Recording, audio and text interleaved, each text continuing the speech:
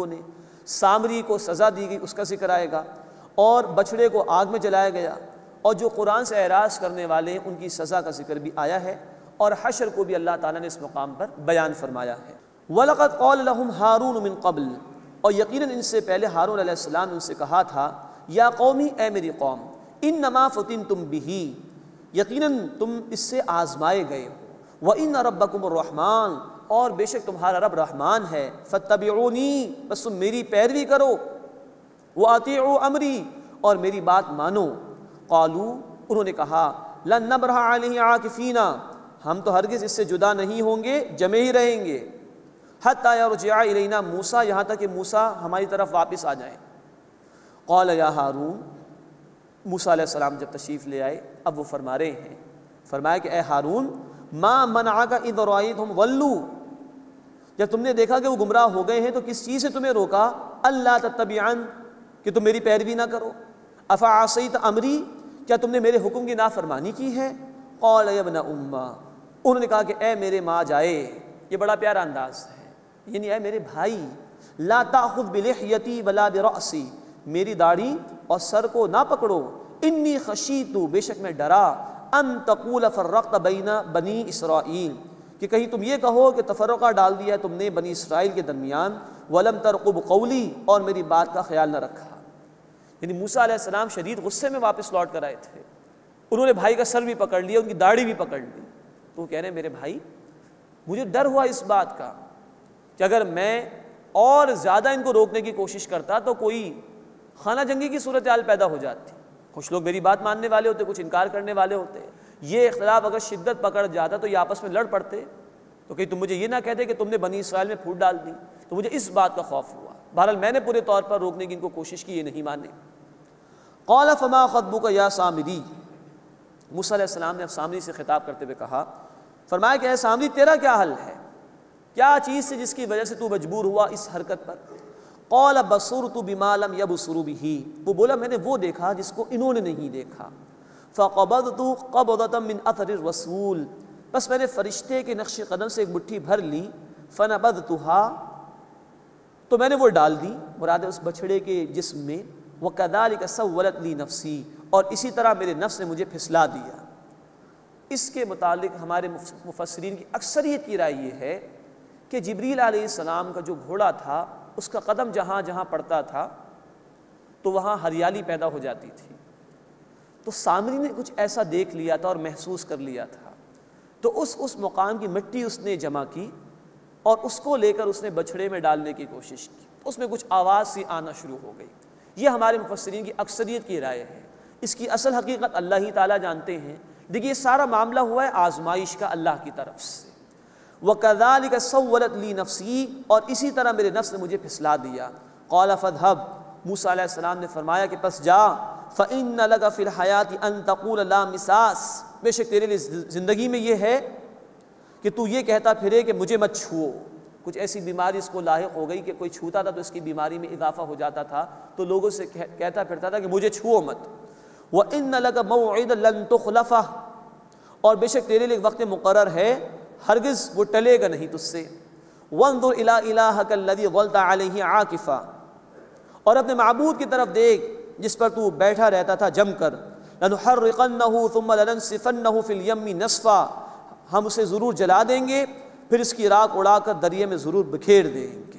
یعنی موسیٰ علیہ السلام نے اس جھوٹے معبود کی حقیقت بھی واضح کر دی، جلایا گیا اس معبود کو جو انہوں نے معبود سمجھا تھا، اس کی راکھ بکھیر دی گئی تاکہ قوم کو معلوم ہو جائے اس میں کچھ نہیں رکھا۔ انما الہکم اللہ الذی لا الہ الا ہو، بے شک تمہارا معبود اللہ ہے، اس کے سوا کوئی عبادت کے لائق نہیں۔ وسع کل شیء علما، اس کا علم ہر شے پر چھایا ہوا ہے۔ کذالک نقص علیک من انباء ما قد سبق، اسی طرح اے نبی صلی اللہ علیہ وسلم ہم آپ پر وہ احوال بیان کرتے ہیں جو گزر چکے۔ وقد آتیناک من لدنا ذکرا، اور یقیناً اے نبی صلی اللہ علیہ وسلم ہم نے آپ کو اپنی جانب سے نصیحت عطا فرمائی ہے۔ یہ واقعہ موسیٰ علیہ السلام کا مکمل ہوا اور اللہ تعالیٰ نے بیان فرمایا کہ اللہ نے سب کچھ آپ کو عطا فرمایا ہے۔ ان واقعات کا تفصیل سے بیان کیا جانا بھی نبی صلی اللہ علیہ وسلم کی رسالت کی صداقت کی بہت بڑی دلیل ہے کہ اللہ ہی سب کچھ آپ کو بیان فرما رہا ہے۔ اے نبی یقیناً ہم نے آپ کو اپنی جانب سے نصیحت عطا فرمائی، یہ قرآن ہے جو اللہ کی طرف سے نصیحت کے طور پر آیا ہے۔ من اعرض عنہ، جس نے اس سے منہ پھیر لیا، فإنہ یحمل یوم القیامت وزرا، بے شک وہ قیامت کے دن لادے گا بھاری بوجھ۔ یہ ہے سزا ان لوگوں کے لیے جو قرآن نے اس مقام پر بیان کی، جو قرآن سے روگردانی کرتے ہیں، قرآن کو فراموش کرتے ہیں۔ مزید اس سزا کا بیان ہے اسی سورہ مبارکہ میں آیت نمبر 124، 125 اور 126 میں۔ خالدین فی، وہ اس میں ہمیشہ ہمیشہ رہیں گے۔ وساء لہم یوم القیامت حملا، اور برا ہے ان کے لیے قیامت کے دن بوجھ، یعنی جو وہ اٹھائیں گے۔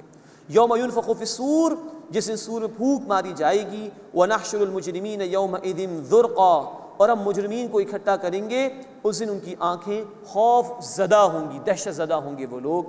یتخافتون بینہم ان لبثتم الا عشرا، آپس میں آہستہ آہستہ کہیں گے تم تو صرف 10 دن رہے ہو نا دنیا میں۔ نحن اعلم بما یقولون، جو کچھ وہ کہتے ہیں ہم خوب جانتے ہیں۔ اذ یقول امثلهم طریقۃ، جب ان میں سے سب سے زیادہ سمجھدار آدمی کہے گا ان لبثتم الا یوما، تم صرف ایک ہی دن رہے ہو۔ جو زیادہ سمجھدار ہوگا وہ اتنا کہے گا ایک دن رہے ہو۔ اور قرآن کا بیان ہے سورۃ النازعات کی آخری آیت میں، مجرم انسان کہے گا ہم تو صبح کے چند لمحات بسر کر کے آئے ہیں، یا شام کی چند گھڑیاں جو ہم نے بسر کی ہے دنیا میں۔ اس کے بعد اس سورہ مبارکہ کا 6واں رکوع ہے، اس میں حشر اور قیامت کا بیان ہے اور علم کی فضیلت بھی بیان کی گئی ہے۔ وَيَسْأَلُونَكَ عَنِ الْجِبَالِ، اور اے نبی صلی اللہ علیہ وسلم آپ سے پہاڑوں کے متعلق سوال کرتے ہیں۔ فَقُلْ يَنْسِفُهَا رَبِّي نَسْفًا، آپ فرما دیجئے میرا رب انہیں اڑا کر بکھیر دے گا۔ سورۃ القارعہ آیت نمبر 5 میں الفاظ ہیں کالعہن المنفوش، رنگین اون جیسے اڑتی پھرتی ہے اس طرح ان پہاڑوں کو اللہ اڑا دے گا بالکل۔ فَيَذَرُهَا قَاعًا صَفْصَفًا، بس اسے یعنی زمین کو ایک ہموار میدان کر کے اللہ چھوڑ دے گا۔ لا ترى فيها عوجا ولا امتا، نہ تم اس میں کوئی نہ ہمواری دیکھو گے نہ کوئی بلندی دیکھو گے، کوئی اونچ نیچ نہیں ہوگی، بالکل چٹیل میدان ہو جائے گا۔ یومئذ یتبعون الداعی لا عوج له، اس دن سب پیچھے چلیں گے پکارنے والے کے، اس سے کوئی انحراف نہیں ہوگا، ہر کوئی اس پکار کے پیچھے چلنا شروع کر دے گا قیامت کے دن۔ وخشعت الاصوات للرحمن، اور رحمان کے سامنے آوازیں پست ہو جائیں گی۔ فلا تسمع الا ہمسا، بس تم صرف پست ہی آواز سن سکو گے۔ یومئذ لا تنفع الشفاعۃ الا من اذن له الرحمن ورضی له قولا، اس دن کوئی شفاعت نفع نہیں دے گی مگر جس کو اللہ اجازت دے اور اس کے لیے بات کو پسند بھی فرمائے۔ جھوٹی شفاعت کی نفی ہے قرآن میں۔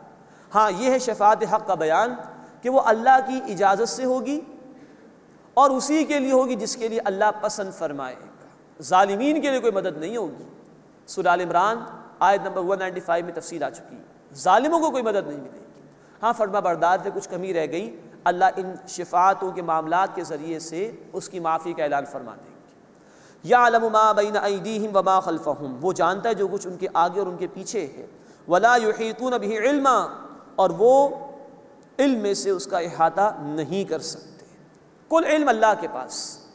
دنیا میں ہم سفارش کرتے ہیں کسی کی تو بتانا پڑتا ہے کہ بھائی آپ اس شخص کو رکھ لیجئے، میں جانتا ہوں یہ بڑا قابل اعتماد آدمی ہے۔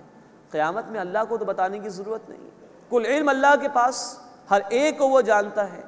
یعلم ما بین ایدیہم وما خلفہم، وہ اللہ جانتا ہے جو کچھ ان کے آگے اور ان کے پیچھے ہے۔ ولا یحیطون بہ علما، اور وہ علم میں سے اس کا احاطہ نہیں کر سکتے۔ وعنت الوجوہ للحی القیوم، اور چہرے جھک جائیں گے حی اور قیوم ہستی کے لیے، ہمیشہ سے زندہ رہنے والے اور ہر ایک کو قائم رکھنے والے کے لیے۔ وقد خاب من حمل ظلما، اور ناکام ہوا وہ جس نے ظلم کا بوجھ اٹھایا۔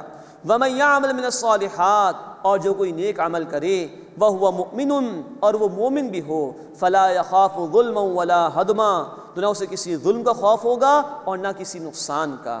وَكَذَلِكَ أَنزَلْنَاهُ قُرْآنًا عَرَبِيًّا، اور اسی طرح اے نبی صلی اللہ علیہ وسلم ہم نے آپ پر عربی قرآن نازل کیا۔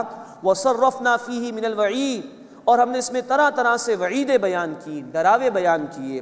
لَعَلَّهُمْ يَتَّقُونَ، تاکہ وہ تقوی اختیار کریں، اللہ کی نافرمانی سے بچیں۔ أَوْ يُحْدِثُ لَهُمْ ذِكْرًا، یا وہ ان کے لیے کوئی نصیحت پیدا کر دے۔ یہ قرآن ہے جو لوگوں کو خبردار بھی کرتا ہے، نصیحت بھی فراہم کرتا ہے۔ فَتَعَالَى اللَّهُ الْمَلِكُ الْحَقُّ، سو اللہ حقیقی بادشاہ بلند تر ہے۔ مراد یہ کہ اس نے جو کلام عطا فرمائی بامقصد طور پر ہے،